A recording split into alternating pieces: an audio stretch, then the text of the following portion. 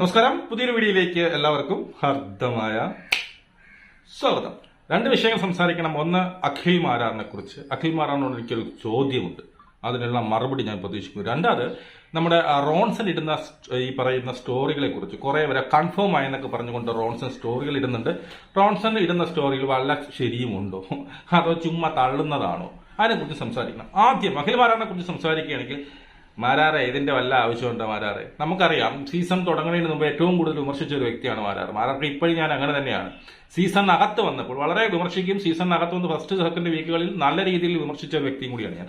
അതിനുശേഷം അവിടെ തമിഴ് തൊമ്മൻ എന്ന് പറഞ്ഞതുപോലെ, ഡബിൾ ഭേദം തൊമ്മൻ എന്ന് പറഞ്ഞതുപോലെ, മാരാറായിരുന്നു അവിടെ ഏറ്റവും നല്ല മത്സരാർത്ഥി, കിടില മത്സരാർത്ഥിയായിരുന്നു. അതുകൊണ്ട് തന്നെ താങ്കളുടെ ആ ബിഗ് ബോസിലെ കളി കണ്ട് ഈ പറയുന്ന ഒപ്പണന്റ് ആരും ഇല്ലായിരുന്നു എങ്കിൽ കൂടിയും താങ്കളുടെ കളി കൊണ്ട് എന്ത് ചെയ്തു, സപ്പോർട്ട് ചെയ്തിട്ടുണ്ട്. താങ്കളുടെ വാർഡിൽ നിന്ന് ഒരുപാട് സ്ത്രീ വിരുദ്ധത വന്നിട്ടുണ്ട്, ഒരുപാട് ടോക്സിസിറ്റി വന്നിട്ടുണ്ട്. അതൊക്കെ നമ്മൾ മനഃപൂർവ്വം മറച്ചു വെക്കുകയൊക്കെ ചെയ്തു. ഞാൻ ഉൾപ്പെടെ കണ്ടില്ല എന്നടിച്ചു. അതൊക്കെ വിട്ടു എന്ന് വെച്ചാൽ, കാരണം അവിടെ സീസൺ 5 വിജയിക്കാൻ പിന്നീട് യോഗ്യതയുള്ള ഒരേ ഒരു മനുഷ്യൻ താങ്കൾ തന്നെ, വേറെ ആരും ഇല്ലായിരുന്നു. അപ്പോ ഇവിടെ മാരാറോട് ചോദിക്കാൻ എനിക്ക് ഒരേ ഒരു ക്വസ്റ്റ്യൻ ആണ് മാരാറെ. അതായത് DFK പറഞ്ഞ ഒരു കേസ്, പിന്നെ മാരാറ് പറഞ്ഞിട്ടുണ്ട് യൂട്യൂബേഴ്സിനെയൊക്കെ ഈ പറഞ്ഞതുപോലെ എന്താണ് വെള്ളം കുടിച്ച് പോട്ടെ. സത്യം പറഞ്ഞാൽ മാരാറ് നിങ്ങൾക്ക് അറിഞ്ഞില്ല, കരഞ്ഞു പോകും. കഴിഞ്ഞ മാസം അല്ല കഴിഞ്ഞ സീസണിൽ നമ്മളൊക്കെ ഇവിടെ ഇരുന്ന് വെള്ളം കുടിക്കുകയായിരുന്നു. മനസ്സിലായോ? അക്ഷരാർത്ഥത്തിൽ വെള്ളം കുടിക്കുകയായിരുന്നു. ഒരൊറ്റ വ്യൂ എന്ന് പറഞ്ഞ സാധനം ഇല്ലായിരുന്നു പൊതുവെ. മനസ്സിലായോ? അതവിടെ കിടക്കട്ടെ. അപ്പോ DFK പറഞ്ഞ ഒരു കേസ്, ഈ പറഞ്ഞ വേറൊരു കേസ് ഉണ്ട്. പറയുമ്പോൾ എല്ലാം ഇടയ്ക്കിടയ്ക്ക് തെവിടത്തേക്ക് സ്വയം പൊങ്ങി ഒരു സംഭവം ഉണ്ട്. ഇപ്പോൾ കൂടുതൽ ഈ പറയുന്ന ഒരു പൊങ്ങൽ അങ്ങ് നിർത്തിവെക്കുന്ന ആരാറ്, ഇതൊക്കെ വളരെ മോശമാണ്. നമ്മളെ കൊണ്ടൊക്കെ പറയിപ്പിക്കുകയാണ്. മനസ്സിലായോ? പൊങ്ങച്ച ഇത്തിരി കൂടുതലുണ്ടെന്ന് പറയാം. ഇപ്പൊ ഇതിനെ ഇറങ്ങിയ ശേഷവും ഞാൻ മറ്റേ SSLC മറ്റേ പഠിച്ചാൽ എനിക്ക് ഒരുപാട് ഈ പറഞ്ഞ പോലെ എന്താണ് ജോലികൾ കിട്ടി വച്ചു, ഞാൻ എടുത്ത് തള്ളി 50,000 മറ്റേ എന്തൊക്കെ തള്ളൽ കുറച്ചൊന്നും നിർത്ത്. മലയാളികളെ ഈ പറയുന്ന ഈ കുറെ ഇങ്ങനെ തള്ളുന്നവരെ വെറുത്തു പോകും മനുഷ്യര്. അങ്ങനെയാണ് ഈ കൂടുതൽ തള്ളുന്നവരെ. മനസ്സിലായോ? ആൾക്കാരെ മനസ്സിലാക്കിയുള്ളൂ. താങ്കൾ കഴിവുണ്ടെന്ന് ആൾക്കാർക്ക് അറിയാം. എപ്പോഴും ഇങ്ങനെ വിളിച്ച് പറയുമ്പോൾ ഒരു അല്പന്റെ സ്വഭാവം പോലെ തോന്നുന്നുണ്ട്. അപ്പൊ ഓക്കെ, മെയിൻ പോയിന്റിലേക്ക് വന്നു കഴിഞ്ഞാൽ, DFK പറഞ്ഞൊരു കേസുണ്ട്. നിങ്ങൾക്കെതിരെ ആരോപിച്ച ഒരു കേസുണ്ട്. അതായത് നിങ്ങൾ ബിഗ് ബോസിൽ കയറുന്നതിന് മുമ്പ് അവിടെ കൺഫേം ആയി എന്ന് തോന്നുന്ന മത്സരാർത്ഥികളെ വിളിച്ചുകൊണ്ട് അവരെ വെച്ചൊരു മീറ്റിംഗ് കൂടി എന്നൊരു ആരോപണം പറഞ്ഞിട്ടുണ്ട്. ചോണയുണ്ടമാരോ ചങ്കുറപ്പുണ്ടെങ്കിൽ പറ, ഞാൻ അങ്ങനെ ഒരു മീറ്റിംഗ് കൂടിയില്ലെന്ന് പറയത്തില്ല. മാരാർ അങ്ങനെ ഒരു മീറ്റിംഗ് കൂടിയിട്ടുണ്ട്. ഈ പറഞ്ഞ ഷിജുവായിട്ട് മാത്രമല്ല, ബിഗ് ബോസിൽ ഏതാണ്ട് കൺഫേം ആവും എന്ന് പറഞ്ഞവരെ അടക്കം താങ്കൾ വിളിച്ചിട്ടുണ്ട്. നമുക്കിങ്ങനെ ഒരു മീറ്റിംഗ് കൂടാമെന്ന്. ചങ്കുറപ്പുണ്ട, വെല്ലുവിളിയാണിത്. ചങ്കുറപ്പുണ്ട വന്ന് പറ, ഞാൻ അങ്ങനെ ഒരു മീറ്റിംഗ് കൂടിയിട്ടില്ല, ഞാൻ അങ്ങനെ ഒരു കണ്ടസ്റ്റന്റിനെ വിളിച്ചിട്ടില്ല എന്ന്. താങ്കൾ വിളിച്ചിട്ടുണ്ട്, നല്ല വ്യക്തമായിട്ടുള്ള അറിവ് നമുക്കറിയാം. മനസ്സിലായോ? അതുകൊണ്ട് ഈ വെല്ലുവിളി സ്വീകരിച്ചുകൊണ്ട് ഞാൻ ഇങ്ങനെയൊന്നും ചെയ്തിട്ടില്ല എന്ന് പറഞ്ഞാൽ താങ്കൾ തന്നെ പെടും. അത് താങ്കൾ കൃത്യമായിട്ട് അറിയാം.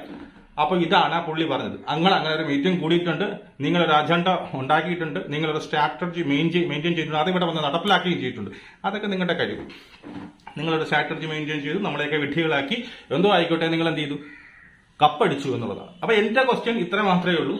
താങ്കൾ അങ്ങനെ മീറ്റിംഗ് കൂടിയിട്ടുണ്ടോ? ഈ പറയുന്ന മുൻകാല അല്ലെങ്കിൽ കൺഫേം ആവും എന്ന് കരുതിയിട്ടുള്ളവരെ നിങ്ങൾ ഫോൺ വിളിച്ച് ഒരു മീറ്റിംഗിന് വേണ്ടി അറേഞ്ച് ചെയ്തിട്ടുണ്ടോ? വ്യക്തമായിട്ട് എനിക്കറിയാം അങ്ങനെ അറേഞ്ച് ചെയ്തിട്ടുണ്ട് എന്നും.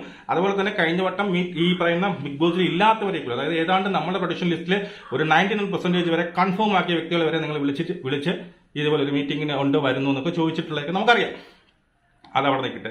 ഇതാണ് എനിക്ക് അഖിൽ മാരാറോട് ചോദിക്കാനുള്ളത്. വെറുതെ നാറരുത്, കളഞ്ഞിട്ട് പോകും. എന്തായാലും ജയിച്ചു, കപ്പ് കിട്ടി, ഇനി സുഖമായിട്ട് പറഞ്ഞ ഡോക്ടർ റോബിൻ അവിടെ കിടന്നത് അതിന് ശേഷം ഭയങ്കര ഈ പറഞ്ഞ എന്താ പറഞ്ഞത് അല്പത്തരം കാണിച്ചു എന്നൊക്കെ പറഞ്ഞ് ഭയങ്കര ഇതായിരുന്നല്ലോ. താങ്കൾ ഇപ്പൊ എന്താ കാണിക്കുന്നത്? അതേ പാതയിലേക്കല്ലേ വന്നത്. ഇപ്പൊ കുറച്ച് അഹങ്കാരം കൂടിപ്പോയില്ല. എനിക്കിപ്പം പിന്നീട് ഇനാഗ്രേഷൻസ് 1 ഉണ്ട് 2 ഉണ്ട് 4 ഉണ്ട് 5 ഉണ്ട്. എനിക്ക് ഞാൻ പറയണ പൈസ കൊടുത്ത് ഇനാഗ്രേഷന് പോകും. അതൊക്കെ ഭയങ്കര ഒരു പൊങ്ങച്ചമാണ്. മനസ്സിലായോ? ഞാൻ ഇനാഗ്രേഷൻ ഒന്നും പോകുന്നില്ല, എനിക്ക് അതൊന്നും ഇഷ്ടമല്ല എന്നൊക്കെ പറഞ്ഞ മാരാറാണ് ഇപ്പൊ ഓടിയിരുന്ന് ഇനാഗ്രേഷൻ ചെയ്യുന്നു, അത് വിളംബരം ചെയ്യുന്നു, എടുത്തു പറയുന്നു. ആരും ചോദിച്ചില്ലല്ലോ. അപ്പോ എന്തിനാണ് ഇങ്ങനെ സ്വയം പൊങ്ങിയാകുന്നത്? വെറുതെ നാണം കെട്ടാതെ മനസ്സിലായി. മര്യാദയ്ക്കുള്ളതെന്ന് വെച്ചുകൊണ്ട് അങ്ങ് പോകും. ഈ അഹങ്കാരം വന്നവരെല്ലാം, ആർക്കൊക്കെ അഹങ്കാരം വന്നിട്ടുണ്ട് അവർക്കൊക്കെ തിരിച്ചടി നേരിട്ടിട്ടുണ്ട്. അതുപോലെ അഹങ്കാരങ്ങളൊന്നും താങ്കളെ കീഴ്പ്പെടുത്താതിരിക്കരുത്. താങ്കൾ ജയിച്ച, എനിക്ക് ഇപ്പൊ ടപ്പേനെ ഓർമ്മ വന്നൊരു കേസാണ്. താങ്കൾ ജയിച്ചപ്പോൾ ഒരു ഡയലോഗ് പറഞ്ഞിട്ടുണ്ട്. എനിക്ക് തോന്നുന്നു എന്റെ വിജയത്തിന് പോയി എനിക്ക് അഹങ്കാരം വന്ന് അങ്ങനെ എന്തോ അഹങ്കാരം. പൊതുവെ സ്വഭാവം കൊണ്ട് അഹങ്കാരിയായ ഞാൻ നേട്ടങ്ങൾ കൊണ്ട് ഒരിക്കലും അഹങ്കാരിയായി മാറരുത് എന്ന പ്രാർത്ഥന മാത്രം. അഹങ്കാരം വന്ന് ഞാൻ അങ്ങനെ ഇല്ലാതായി പോട്ടെ, അങ്ങനെ എന്തോ ഒരു സെന്റൻസ് താങ്കൾ പറഞ്ഞിട്ടുണ്ട്. എന്നുവെച്ചാൽ എനിക്ക് അഹങ്കാരം വരാതിരിക്കട്ടെ എന്ന് താങ്കൾ അങ്ങനെ ഒരു അർത്ഥം വരുന്ന ഒരു സെന്റൻസ് പറഞ്ഞു. സത്യം പറഞ്ഞാൽ ഇപ്പൊ അതാണ്, താങ്കൾ ഒരു അഹങ്കാരിയാണ്. ഒരു അഹങ്കാരം ഒരു സ്വയം പൊങ്ങിയായിട്ട് പൂർണ്ണമായിട്ട് മാറിക്കൊണ്ടിരിക്കുകയാണ്. ഓക്കെ, അടുത്ത ഇനി റോൺസന്റെ കേസ്. ഈ റോൺസൺ ഇങ്ങനെ നിരത്തിയിട്ടുകൊണ്ട് ഈ പറഞ്ഞതുപോലെ എന്താ കൺഫേമായി വെൽക്കം വെൽക്കം എന്ന് പറഞ്ഞുകൊണ്ട് റോൺസൺ സ്റ്റോറി ഇടുന്നത്. ഇപ്പൊ മുൻകാല ഒരു കണ്ടസ്റ്റന്റ് ആയതുകൊണ്ട് തന്നെ, മത്സരാർത്ഥി ആയതുകൊണ്ട് തന്നെ റോൺസന്റെ പറയുന്ന വാക്കുകൾ എല്ലാവരും മുഖവിലക്കെടുക്കും, അത് സത്യമാണെന്ന് കരുതും. മനസ്സിലായോ? ഇനി സത്യമാണെന്ന് ചോദിച്ചാൽ എനിക്ക് പൂർണ്ണമായിട്ടില്ല. പക്ഷേ റോൺസൺ ഇട്ടത് ഒരു 2-3 പേര് ഉറപ്പായിട്ടുണ്ടെന്ന് കൃത്യമായിട്ട് എനിക്കറിയാം. മനസ്സിലായി? എനിക്കിപ്പോൾ ഒരു 8 പേരെ പേര് കൃത്യമായിട്ട് കൺഫർമേഷൻ കിട്ടിയവരെ എനിക്കറിയാം. പക്ഷെ എന്തുകൊണ്ട് നമ്മളത് ചെയ്തില്ല എന്നറിയാം. വന്നിട്ട് കൺഫേം ആയി എന്ന് പറയാത്തത് കാരണം അവർക്ക് അങ്ങനെ ഈ ബിഗ് ബോസ് ആണ് ഈ പറയുന്ന റോൺസ. ബിഗ് ബോസ് ആണ് ഇത്. മനസ്സിലായി? ഏറ്റവും അവസാന ഘട്ടങ്ങൾ വരെ ഹൗസിനകത്ത് വീട്ടിനകത്ത് കാല് കുത്തുന്നതിന് തൊട്ട് മുമ്പ് വരെ വേണേ അറിഞ്ഞുള്ളൂ ഇറങ്ങടാന്ന് പറയാം. മനസ്സിലായോ? അപ്പൊ നിങ്ങളിങ്ങനെ ഓരോ പിന്നീട് വീഡിയോയിൽ എടുത്തിട്ട് അത് കാരണം ഞാനിത് പറയാൻ കാരണം നിങ്ങൾ ഇട്ടയിൽ 3-4 പേര് കൺഫേം ആണെന്ന് വളരെ വ്യക്തമായിട്ട് അറിയാം എന്നുള്ളത് കൊണ്ട് തന്നെയാണ്. നിങ്ങൾ ഇട്ടയിൽ 2-3 പേര് കൺഫേം ആണ് എന്ന് വളരെ വ്യക്തമായിട്ട് അറിയാതുള്ളൂ. ബാക്കിയും ചിലപ്പോൾ കൺഫേം ആയിരിക്കാം, എനിക്കറിയത്തില്ല. ബാക്കി നിങ്ങൾ ഇട്ടെന്ന് എനിക്കറിയത്തില്ല. ഒരു 3 പേരെ ഞാൻ ഉറപ്പ് തരാം അത് കൺഫേം ആണ്. ബാക്കി പറഞ്ഞ 3 പേരെ എനിക്കറിയത്തില്ല.